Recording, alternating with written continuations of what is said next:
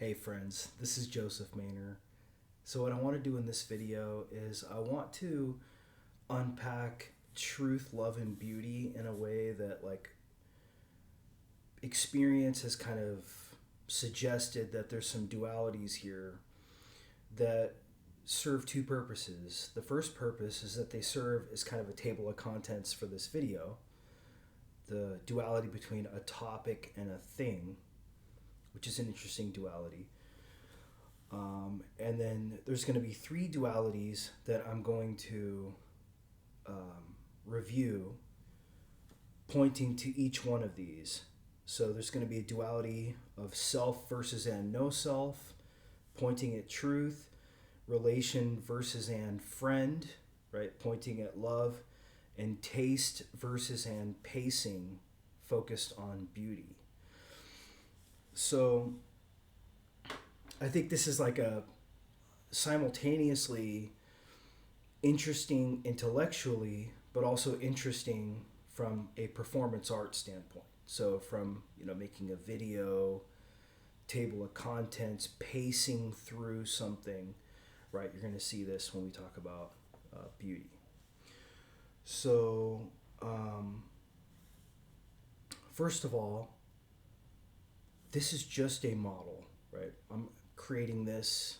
This is not something that is, true or with a capital T or anything along those kinds of lines, right? It's just a video, right? Use your direct experience, right?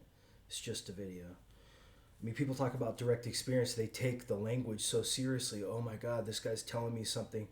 It's like, no, these are just words that are entering your consciousness, right? You don't have to interpret them as any way, right? It just they're just words. But it's hard because we've been trained since we were kids to take words very seriously, especially from older people. Have you noticed that?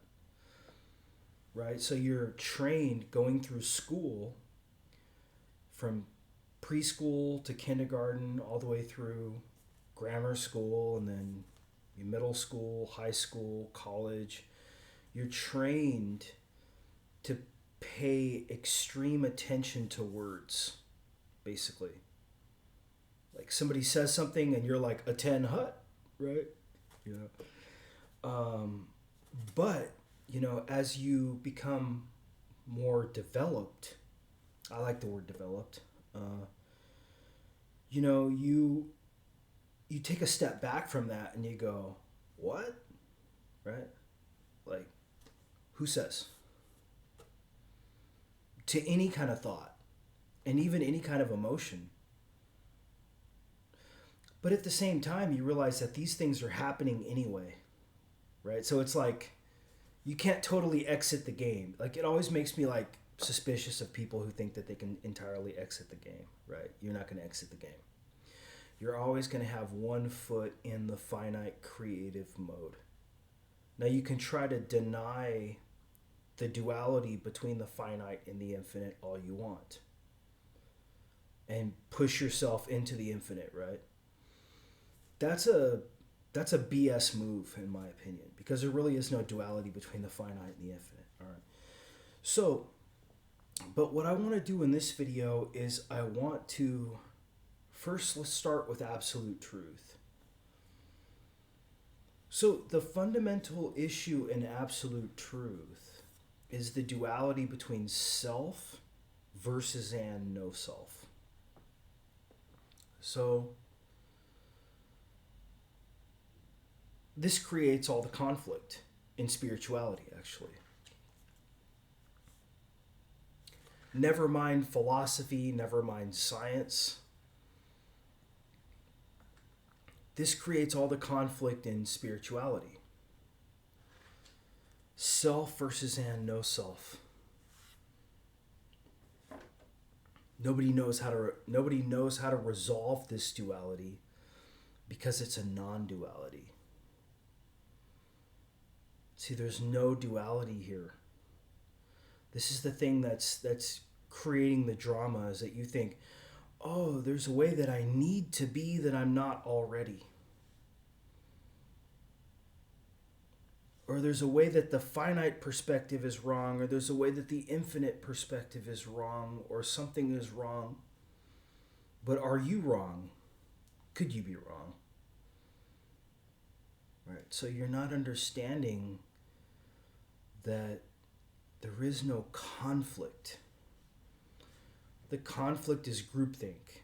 It's there in order to create drama, to create community. But in reality, there is no duality between the self and the not self. See, and you will attain like ridiculous peace when you realize this. Right? I mean, this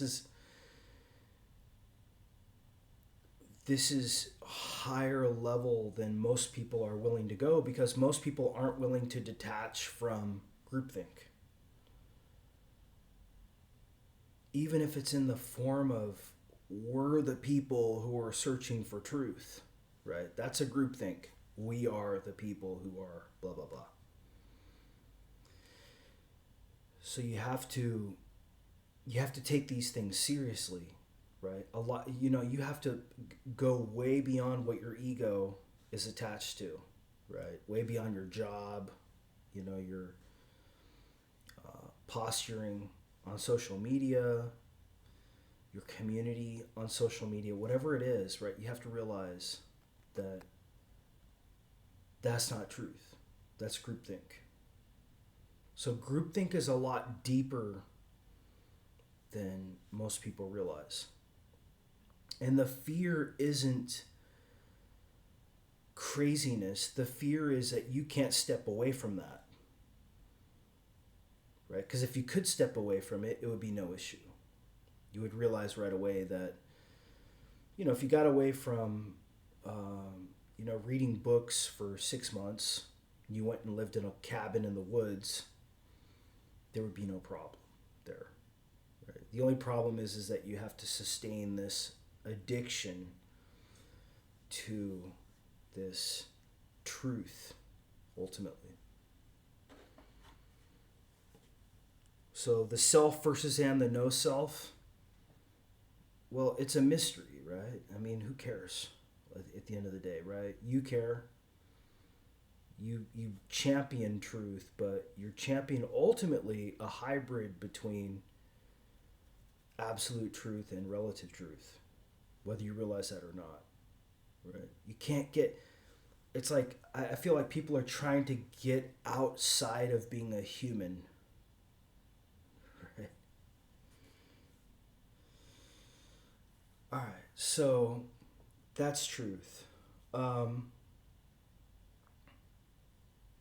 Before we leave that, let's do it like 10 minutes per thing, since we got 3 things. I would say, with truth, you have to realize that if you have it, you don't need it.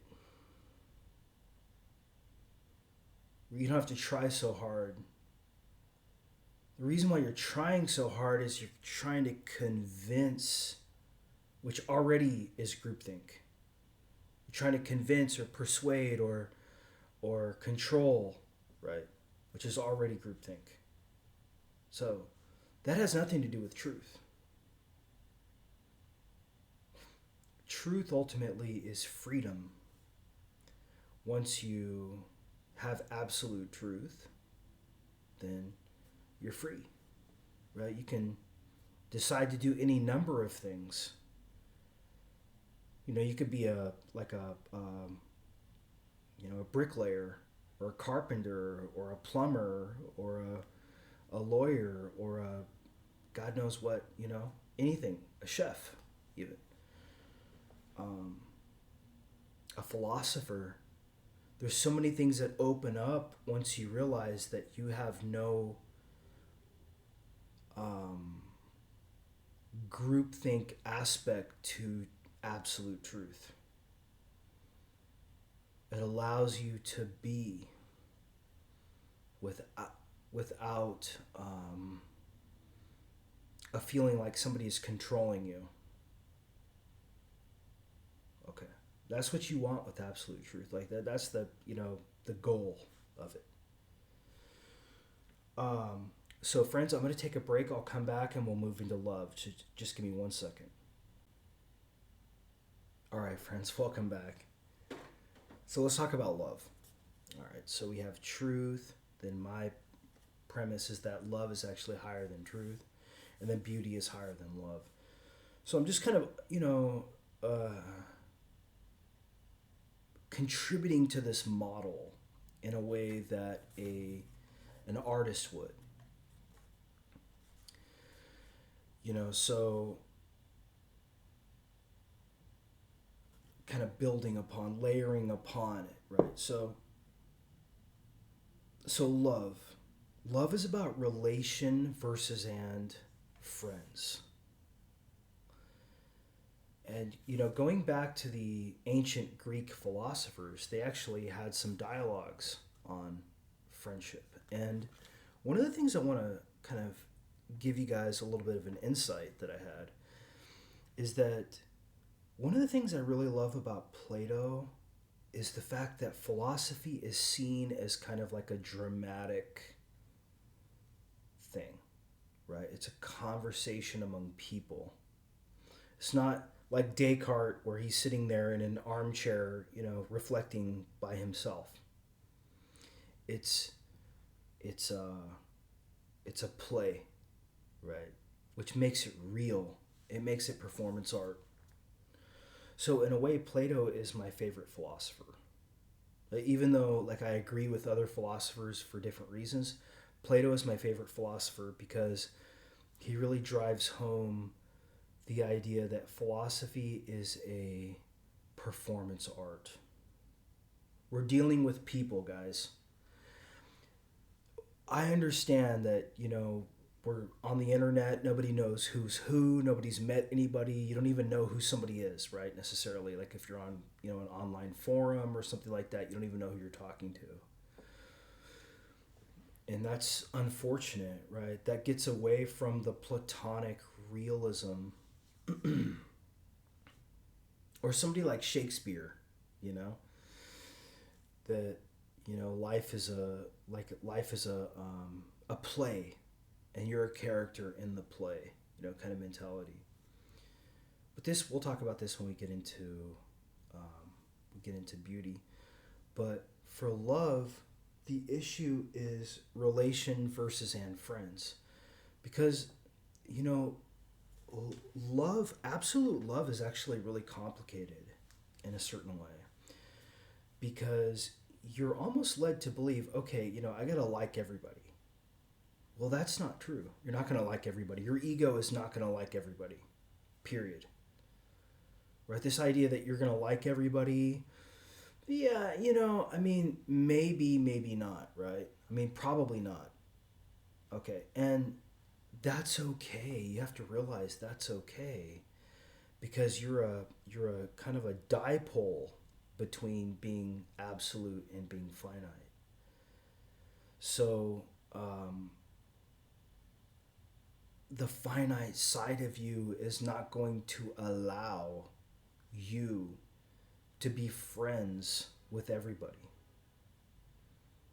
However you explain this, however you want to do it, like emotionally, I don't vibe with this person, I don't click with this person is evil, blah, blah, blah. Name me one person who gets along with everybody, right? Without a certain kind of farce to it, genuinely. No, we all have preferences.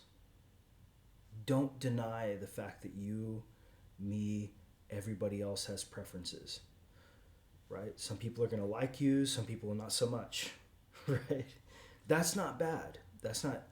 That is not necessarily a bug. It's a feature. But I still believe that even though love is about relation, friendship, so we're talking about the duality, relation versus and friend for love. Relation just means I'm here, you're here. Now you can challenge this and you can say there is no separate self, right? People do this all the time. Uh, I would say if there is no separate self, why are you talking to me? And why are you treating me like a separate self? So it doesn't make any sense, right? Even though I understand where these people are coming from, these people are, uh, they're, in my opinion, they have their identity and their shadow. These no separate self people, right? They have their identity and their shadow for either authentically or from a calculated standpoint because they want to position themselves as being above, like a priest in a sense, above mankind, like the Pope, right? That's what they want to do. They want to position themselves that way. And you can see that, that's their job, right? That's their, I don't know, like their way of happiness, way to make money, what they need to do to fulfill their kind of social needs. They prefer to relate that way. But that is not a friendship, it's a relation. So everything that you come into contact with ultimately is a relation. But not everything you come into contact with is a friendship. See, the ancient Greeks actually, really mulled this over. What is a friend? So Socrates, Plato, Aristotle, they really kind of thought through these issues. Especially Aristotle, he basically wrote a whole bunch on friendship, or his disciples wrote for him, because a lot of Aristotle's writings actually were not written by Aristotle. Just like Socrates, a lot of his writings were not written by him; they were written by Plato. So, but a lot of Aristotle's writings were written by his students. But ultimately, Aristotle has a kind of a robust theory of friendship that influenced philosophers like Epicurus, which, I basically have a lot of respect for, which kind of flows from Socrates in a way, you can see. But anyway, we'll talk about that maybe further on, the lineage between Socrates, Epicurus, and then other philosophers further on down the chain.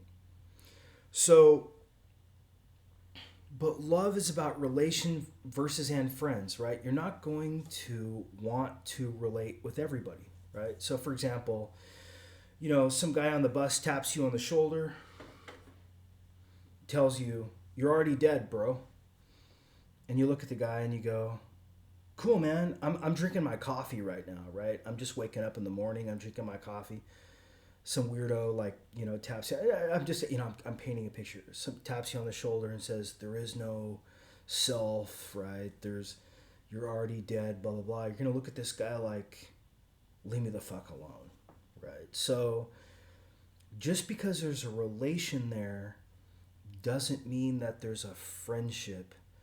A friendship is a commitment, right? It's a decision to make this person, to give this person leeway, and to make them kind of a made man, right? In your community, that's a friend.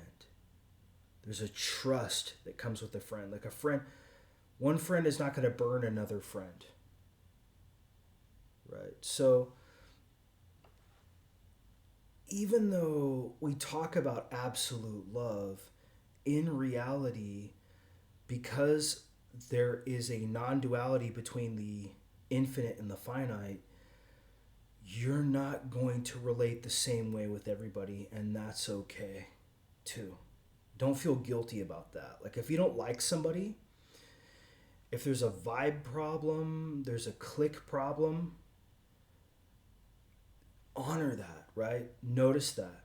But also realize that what absolute love is pointing toward is the intention to widen the circle of people that you can relate with.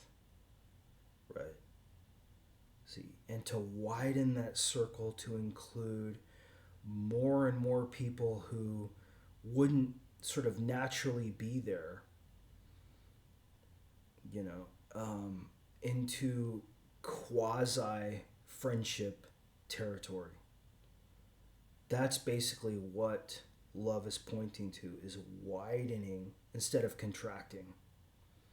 See, truth, you tend to want to contract and react, right? But with love, you want to open and accept, right? So it's a very different paradigm.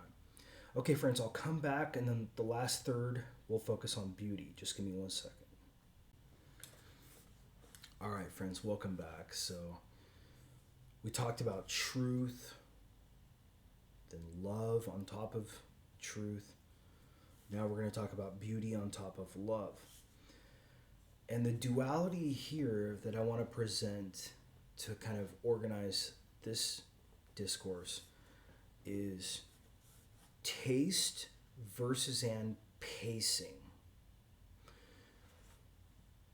This is very important, right? There's a non-duality here between taste and pacing. In other words, people are operating at different speeds and different things. Period. Right? I mean, unless you're,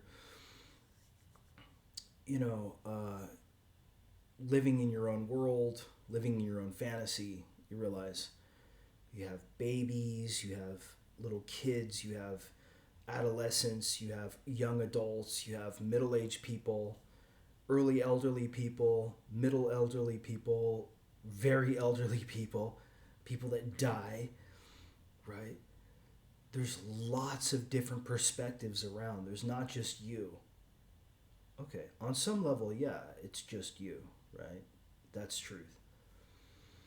But you also have to realize that truth is fragmented into every kind of perspective. And the thing is that when it comes to conscious creation, or when it comes to humor, you have to work with, on some level, you have to work with the perspectives that are here. You can't just be, I'm the boss, I'm the only, I'm the only God in town, right? I mean, that, you could try that. I mean, you're going to get backlash from that, though, right? Ultimately, because it's really hard to create from that perspective, right? Because everybody has to cater to you. It's like they have to be feeding you grapes. Like you're sitting on a throne and they're like, you got all these women around you that are feeding you grapes, right? That's your fantasy. And you kind of try to enforce that by, making yourself the object of attention. But, when it comes to creativity, it's about taste and pacing, and it's also about art forms. So, for example, let's say that you want to be great, a great, Reddit editor, moderator, online forum. You're looking at who are the people who are here, who are creating, and what can I make of it from my perspective to drive a narrative a certain way, right? That's like masculine creativity. But sometimes that's not influenced by truth. It's not influenced by love. A lot of it is not influenced by love. It gets nasty, right? It gets hurtful, actually. But that ultimately is not good karma for you. You don't want that, right? Ultimately, what you want to do as a creator is you have to look at the duality between taste versus and pacing. So how do I get this? Let's call it a network of cats. How do I influence this network of cats to create the drama that I need to be able to make money in my job, to be an influencer online, right? But that's what your finite perspective wants. That's not what, see, that's creation. See, anything that is created is ultimately finite perspective. So that's just more creation. That's not any more special than any other kind of creation. That's the thing I want you guys to realize. That truth ultimately is a kind of optional creation. Why are you doing that? Because that's your job. If your job was to be a scuba diver instructor, right, well, then you would have different interests. But you would still have absolute truth. And you would still have absolute love. But you would be playing or interplaying with a different set of priorities or principles or rules. So our taste is not entirely non-dual, right? So in other words, there's a non-duality between taste and pacing. But taste isn't necessarily non-dual. Because, so for example, somebody may like hamburger, somebody might find hamburger disgusting. Right? You can't just say, oh, hamburger tastes good. Right? So taste is a little dodgy. And also people have different pacing, right? Because people are at different ages, different levels of development, different experiences. So when you're dealing with beauty,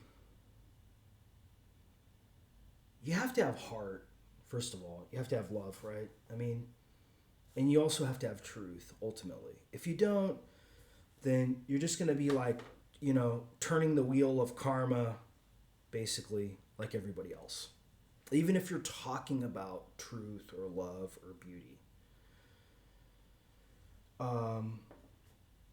But also, I think it's important too to step out, like when you realize that your creativity is not wanted somewhere, right? Like the community tells you in no certain words, we don't want you here. You don't want to force love where it's not wanted, because they want to create the way that they want to create. You can think of any kind of system in reality wants to create the way that it wants to create. So you don't want to interfere with the intention of that system necessarily, right? You want to be wise enough to understand that the systems around you. But at the same time, I think it's important from a beauty perspective to contribute to the extent that it works. When it doesn't work, you have to bow out, right? Sometimes it's best to bow out, right? It's just not working for whatever reason. I can bring my trumpet into a jam session, and sometimes just like, some guy doesn't like me for, whatever reason, and I sit out. Sometimes I'm the star of the show, right? So it just depends on context. But I think ultimately, what wisdom is trying to work with all of these in a way that leads to Turiya or divine peace. That's ultimately what you're looking for. So although these wheels of karma are turning in truth and love and beauty, I'm ultimately not really affected too much by it, to be honest with you. But I notice it too. And I just realize what it is, right? It doesn't affect my identity in the way that it used to. Okay, friends. Hopefully this is a good video. and I was able to, this video is entirely improvisational. So hopefully I was able to just kind of riff and let you guys take away, whatever you feel like you want to take away. And I'll talk to you soon. Take care.